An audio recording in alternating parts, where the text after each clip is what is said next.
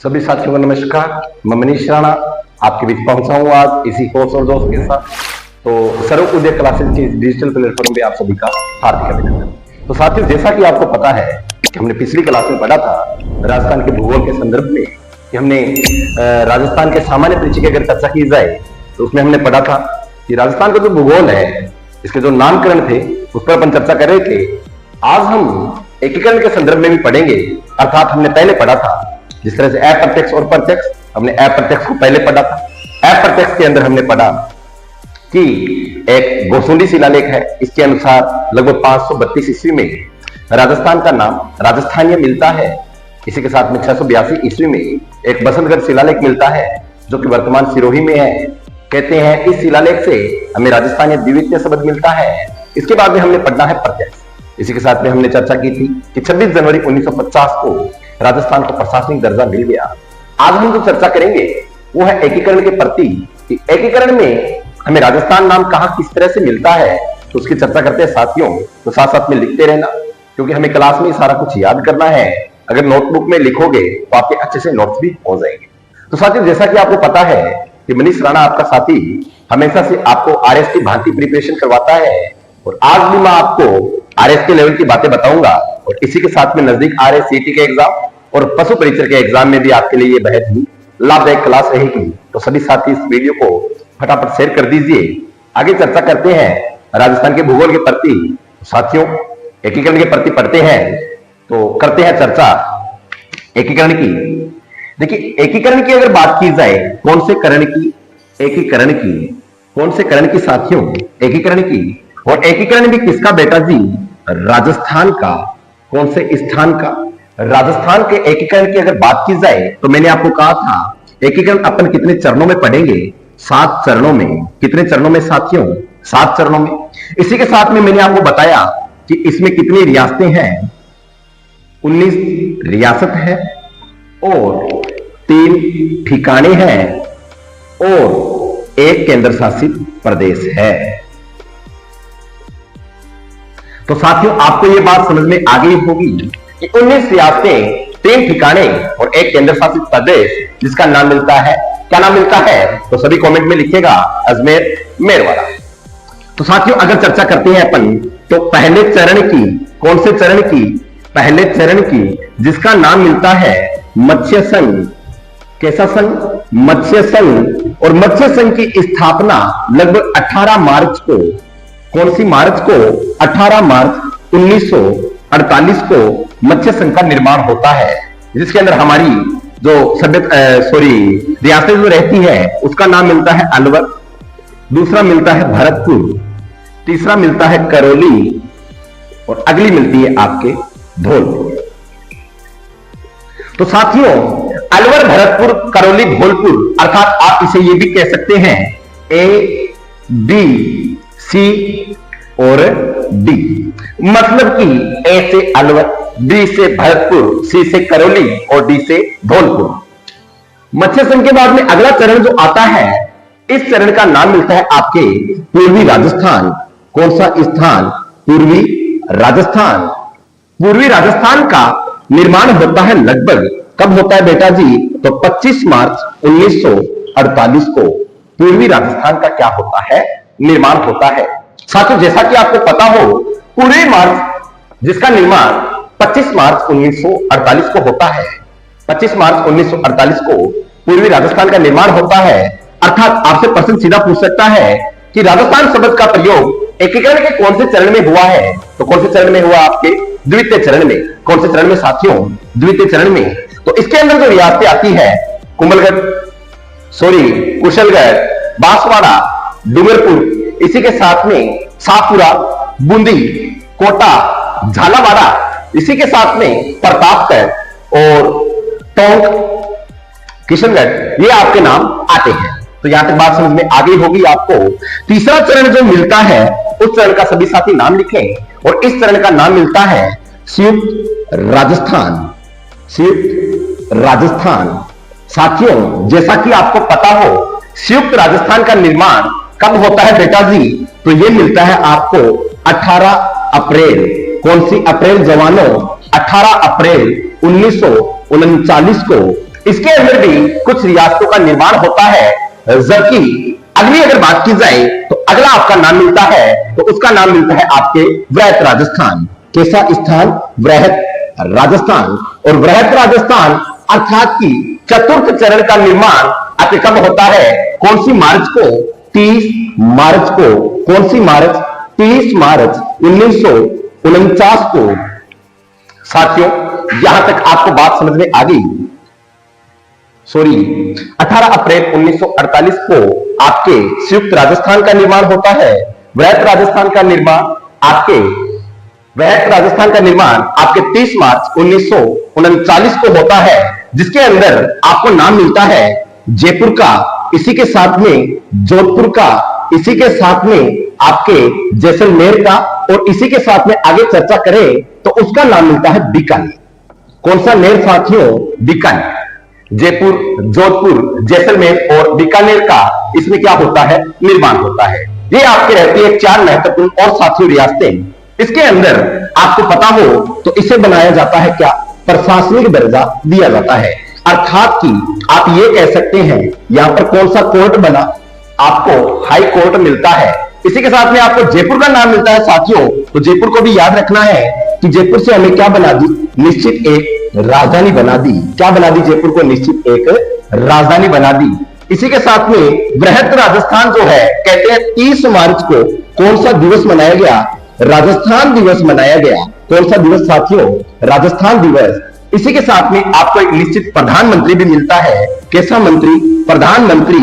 और इस प्रधानमंत्री का नाम मिलता है पंडित जवाहरलाल नेहरू। कौन से लाल? जवाहरलाल नेहरू।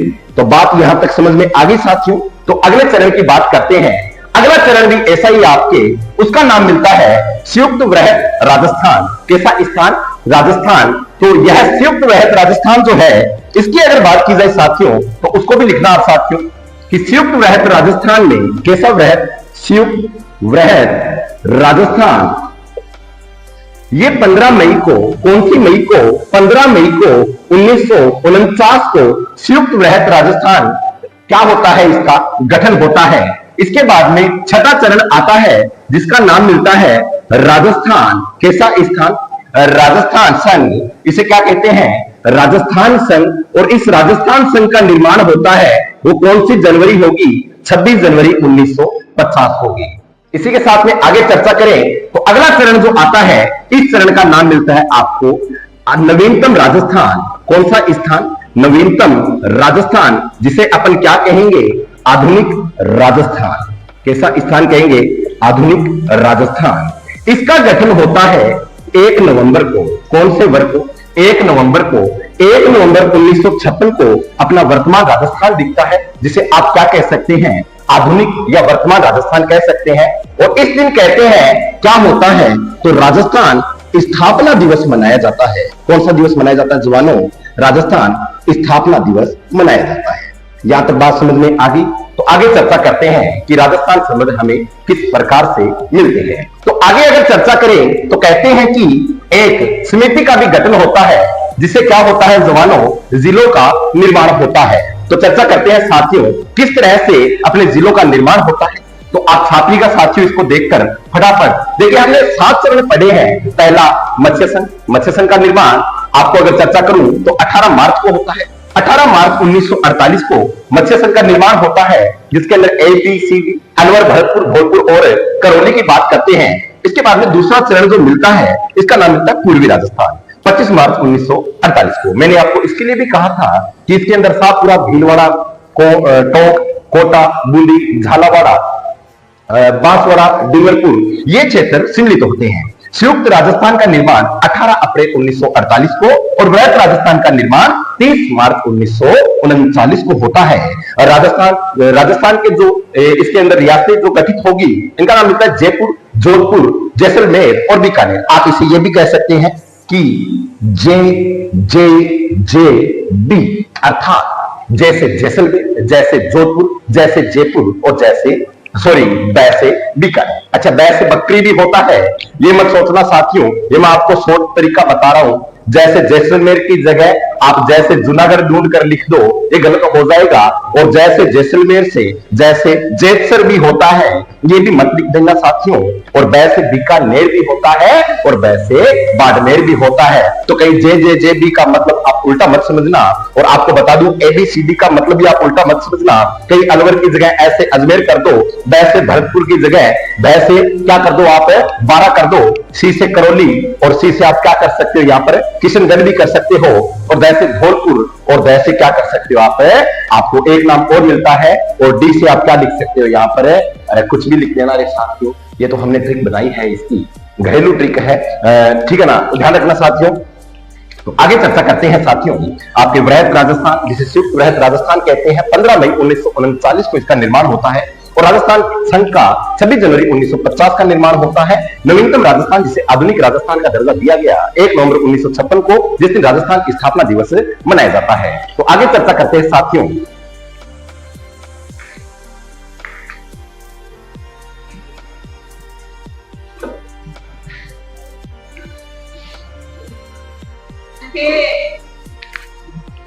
तो साथियों आपको मैंने बताया कि किस तरह से एकीकरण में राजस्थान शब्द का प्रयोग होता है। तो आगे चर्चा करते हैं हम कि आगे क्या मिलता है हमें। मैंने आपको बताया कि नवीनतम जिलों का निर्माण, कौन से जिले, नवीनतम जिलों का निर्माण कौन सी समिति द्वारा हुआ था, तो परमेश्वर समिति के द्वारा। एक परमेश्वर IAS थे, परमेश्वर समिति द्वारा नवीनतम जिलों का क्या होता है, निर्माण होता है। आपको पता हो तो अपना नवीनतम जो जिला बना था, नवीनतम जिला, इस जिले का नाम मिलता है आपको, क्या नाम मिलता है जवानों, कहते हैं इसका गठन 26 जनवरी 2008 को होता है।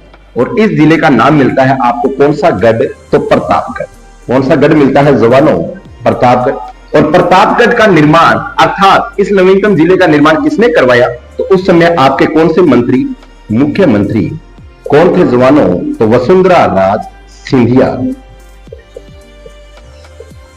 वसुंधरा राज सिंधिया ने इस नवीनतम जिले अर्थात 26 जनवरी 2008 को प्रतापगढ़ जिले का निर्माण करवाया। और कौन सी समिति के सहयोग से, परमेश्वर समिति के सहयोग से।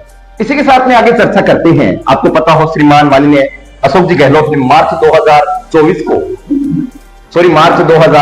को एक घोषणा की थी, जिसके अंदर हमारे 17 जिलों का निर्माण हुआ।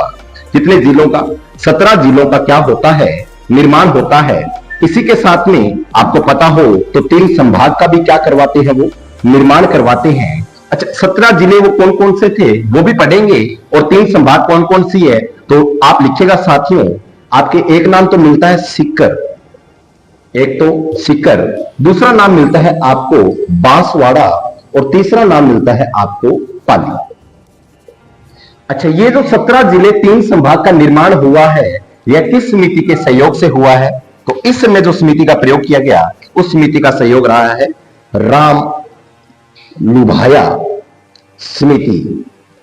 कौन सी समिति है साथियों, राम लुभाया समिति के सहयोग से 17 जिले और 3 संभाग का क्या होता है, निर्माण होता है। आगे चर्चा करते हैं कि अपन अब राजस्थान को किस तरह से देखेंगे, जबकि अपन जो 17 जिले हैं उनको अपन पढ़ेंगे। जब अपन जिलों की आकृति और जो सभी कंप्लीट जितने भी जिले हैं उनको अपन पूर्णतः पढ़ेंगे, तब हमें पता चलेगा। तो साथियों इसको साफ करता हूं, फटाफट छाप लेना। और आगे चर्चा करते हैं कि किस तरह से अभी राजस्थान हमें दिखता है। तो दिखाई देने के संदर्भ में अगर चर्चा की जाए तो किस तरह से दिखेगा राजस्थान।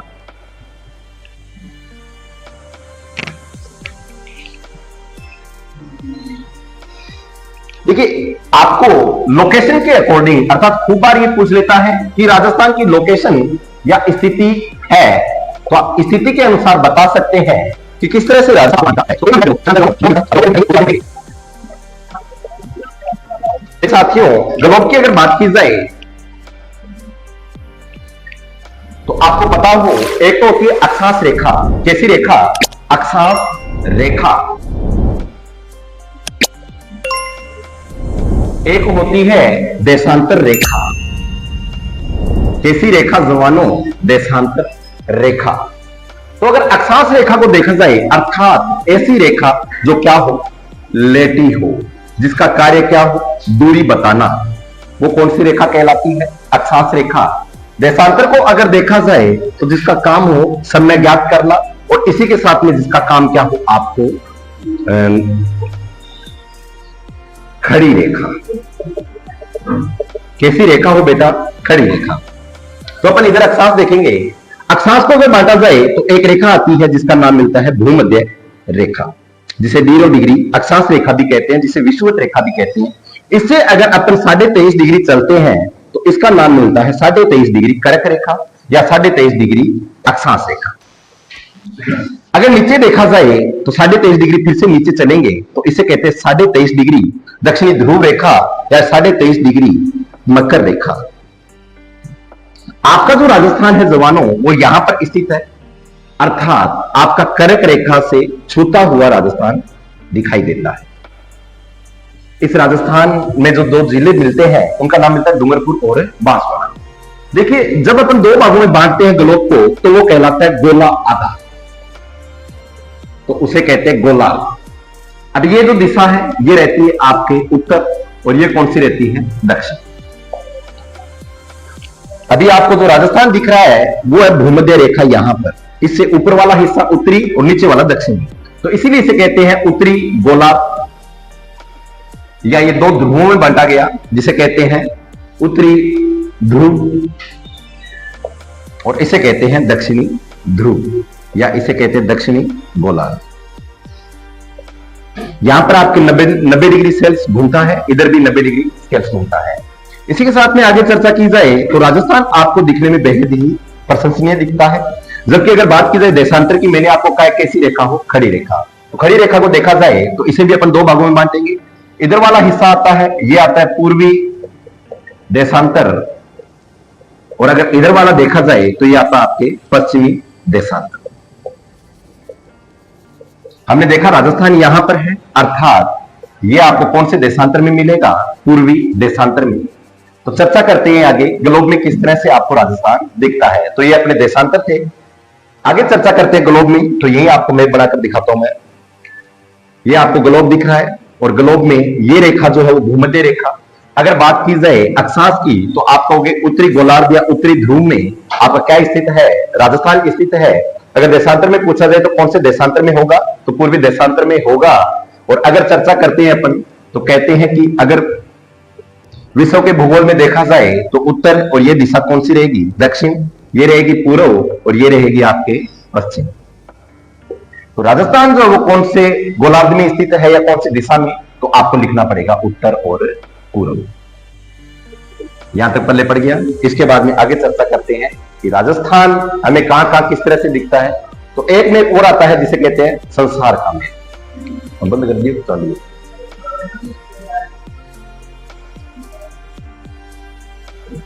तो संसार के मैप में देखा जाए तो किस तरह से आपको राजस्थान दिखता है।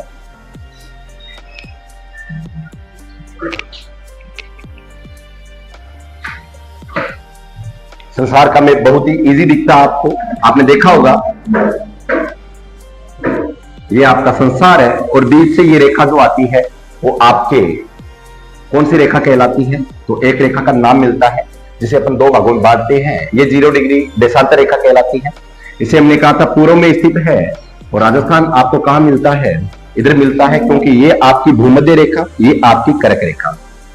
तो राजस्थान यहां से करता है तो कंफर्म है आपको किस दिशा में संसार में दिखेगा? तो उत्तर पूर्व में दिखेगा। अगर बात करते हैं अपन भारत की, सॉरी पहले एशिया को देख लेते हैं कि एशिया में आपको राजस्थान कहां दिखता है। तो कुछ एशिया का मैप ऐसा दिखता है जिसके अंदर ये आपको दिशा मिलती है उत्तर, ये मिलती है पूर्व, ये मिलता है दक्षिण, और ये आपको मिलेगा पश्चिम। तो आपको एशिया में देखना है तो कहां पर है? तो आप कहोगे दक्षिण पश्चिम में। एशिया में कहां है राजस्थान? दक्षिण पश्चिम में। और अगर बात की जाए आपको भारत की कि भारत में राजस्थान कहां स्थित है, तो उसको भी देख लेते हैं।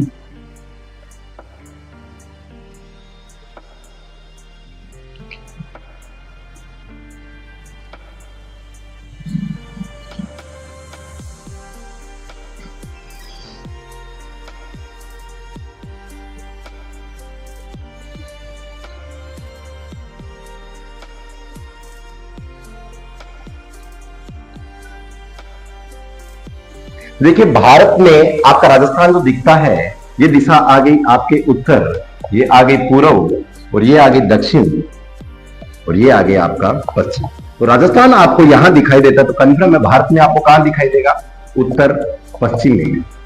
तो ये थी आपकी राजस्थान की स्थिति।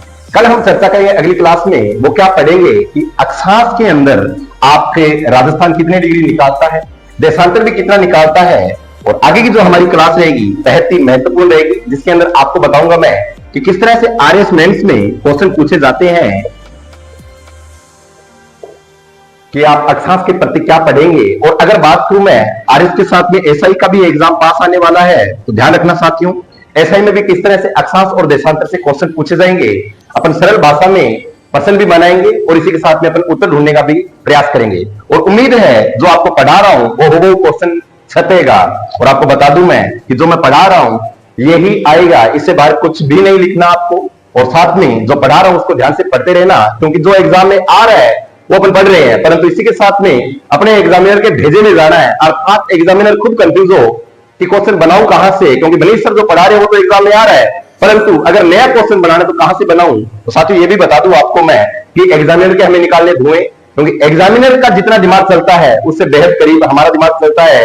तो एग्जामिनर एग्जाम देने वाला जो होता है वो हमेशा विद्यार्थी को ध्यान रखता है कि विद्यार्थी को कितना नहीं आता वो दे दे, और जबकि हम आपको पढ़ा रहे हैं उसमें सब कुछ आ रहा है, तो एग्जामिनर खुद कंफ्यूज हो जाएगा कि सर्वोदय क्लासेस के इस डिजिटल प्लेटफॉर्म से जितने भी साथी जुड़े हुए हैं वो सभी सिलेक्शन ले लेंगे ज्योग्राफी में, तो दिक्कत कहां आएगी। और हमारी पूरी टीम आपके साथ पूरा सिलेबस रखने जा रही है, तो साथी जितना ज्यादा हो सके आप टीम का और हमारी इस संस्था का सहयोग करें, क्योंकि आपसे जुड़ना हमारे लिए एक बेहद ही खुशी की बात है। और इसी के साथ में हमारी टीम जो काम कर रही है, जिसमें खूब सारे शिक्षक जो है हमारे वो चयनित है सरकारी नौकरी में, और इसी के साथ में खूब सारी डिग्रियां भी ले रखी है, परंतु यहाँ महत्वपूर्ण डिग्रियां या सिलेक्शन नहीं है, यहाँ महत्वपूर्ण है कि आपका किस तरह से सिलेक्शन होता है। तो सभी साथियों को जय हिंद, वंदे मातरम, मैं मनीष राणा। इसी के साथ आगे अगली क्लास में हम मिलेंगे, तो जय श्री राम, खमा गणी।